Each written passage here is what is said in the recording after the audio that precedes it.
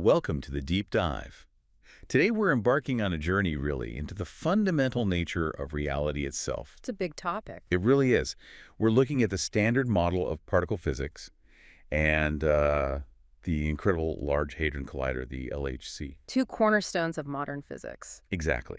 And our goal here is to sort of unpack what these huge achievements are, why they matter, maybe even to you listening, and, the amazing minds behind them. And hopefully connect some dots along the way. Definitely. We're aiming for some aha moments, showing how these big ideas actually underpin our daily lives. Yeah. Okay, so let's unpack this first one, the standard model. Right. For anyone maybe not deep into physics, what is it exactly? Well, think of it as a comprehensive theoretical framework. It's like the blueprint of the universe at its most fundamental level. A blueprint. Okay, so what's it describing? Its purpose is to describe how the basic building blocks of matter, things like quarks, electrons, neutrinos, how they interact with each other. And the forces involved. It covers 3 of the 4 fundamental forces: electromagnetism and the strong and weak nuclear forces. Gravity's the odd one out for now. Right? Gravity is always the tricky one. But this model, it's powerful. Immensely. It combines quantum mechanics with Einstein's special relativity. That lets scientists predict how particles behave with just astonishing accuracy. Wow. Yeah, and for decades now, it's really been the guiding light for understanding phenomena, all the way from galaxy formation down to, these tiny subatomic particles. And what's fascinating here, I think, is just how profound this blueprint is. How so? Well, it connects directly to humanity's biggest questions, doesn't it? How does the universe actually work at its core? Yeah, the really fundamental stuff. Exactly. And crucially, it didn't just explain things we already saw, it explained the very existence of particles, setting the stage for things like, the Higgs boson, which we'll get to. So it predicts things, too. Predictions are key. It shows the power of the theory, but, knowledge is really most valuable when it's understood and then applied. Okay, so if the standard model is the blueprint describing these incredibly tiny things, how do we actually, see them? Or test the blueprint?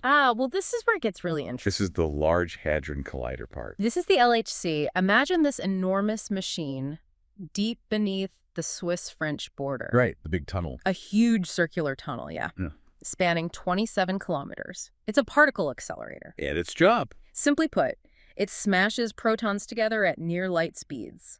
The whole goal is to unravel the mysteries of the atom and, the universe itself. Because protons aren't fundamental, right? They're made of smaller bits. Exactly. Back to basic atomic theory, protons and neutrons, they're made of even smaller particles called quarks, held together by gluons. The LHC is how we study things that are just incredibly small, things we could never see directly.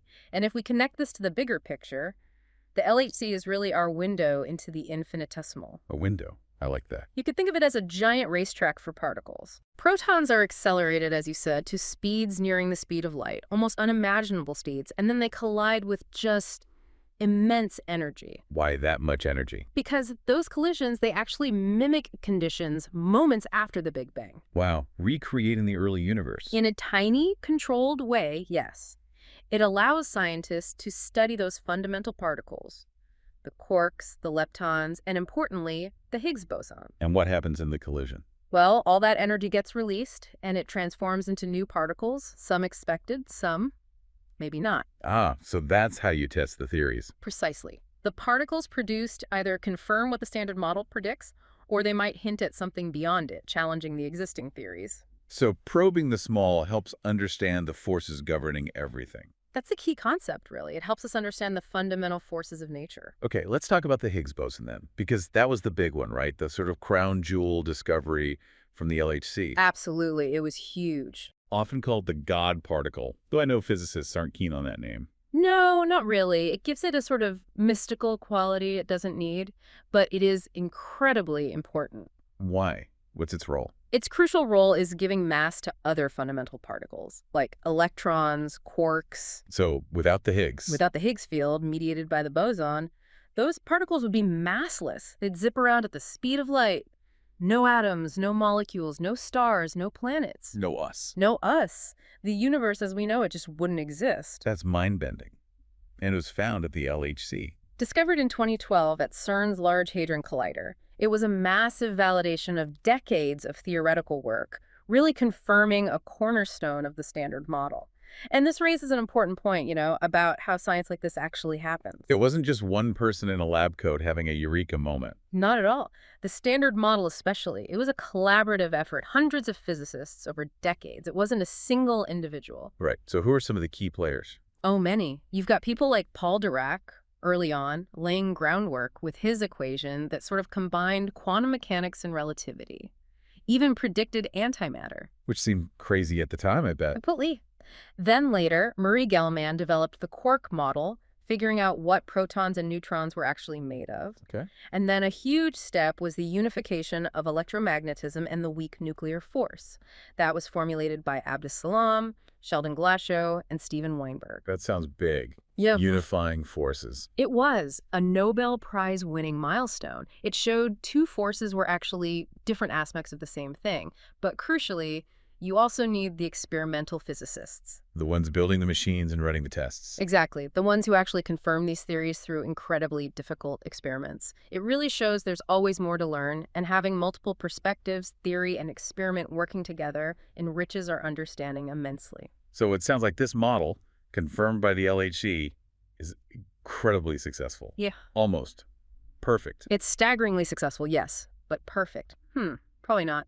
Okay. So where are the potential cracks, or maybe just unanswered questions? Well, that's the exciting part for physicists today.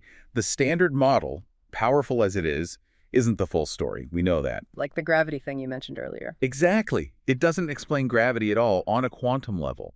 And maybe even more significantly, it tells us nothing about dark matter and dark energy. Which make up most of the universe, right? Something like 95% of the universe's energy and matter content. The Standard Model describes the 5% we can see and interact with directly. Wow. Okay. That's a pretty big gap. It's a huge gap. And these gaps, these limitations, they're what inspire scientists to look beyond the Standard Model, perhaps towards a theory of everything that includes gravity and explains dark matter. So the quest continues. Always. Right. It really highlights that key concept again. The LHC bridges the microscopic world of particles with the cosmic scale of the universe, linking atomic theory with astrophysics. And it reminds us to keep thinking critically, I suppose. Absolutely. Critical thinking is just essential, especially today with so much information out there. Questioning, probing, looking for deeper understanding, that's the core of science. So, okay, we've talked particles, forces, colliders, but what does this all mean for, someone listening right now? Yeah. For you? Does this pure science stuff actually filter down? Oh, absolutely. Beyond the pure science, the innovations needed for the Standard Model, and especially for buildup and running the LHC, have had really practical impacts. Like what? Can you give some examples? Sure, think about medical imaging. MRI machines rely on powerful superconducting magnets and principles related to particle physics research. Oh, okay. I didn't realize the connection there. Yeah, and things like GPS systems need corrections from relativity, which is part of the Standard Model's foundation. The incredibly complex data analysis techniques developed at CERN to handle the sheer volume of LHC data. Must be immense amounts of data. Quadrillions of collisions per second. Those techniques have pushed forward fields like medical imaging analysis, weather forecasting, financial modeling. And cancer treatments. Definitely. Technologies like hadron therapy, using proton beams to target tumors, come directly from particle accelerator technology developed for physics research. That's incredible. And the fun fact everyone loves. Let me guess. The World Wide Web. You got it. Invented at CERN. Not for cat videos initially, but as a way for physicists scattered around the globe to share data more easily. Huh. So fundamental research really does drive progress everywhere. It really does. Fields like medicine, engineering, energy, they all benefit, often in unexpected ways. So there you have it.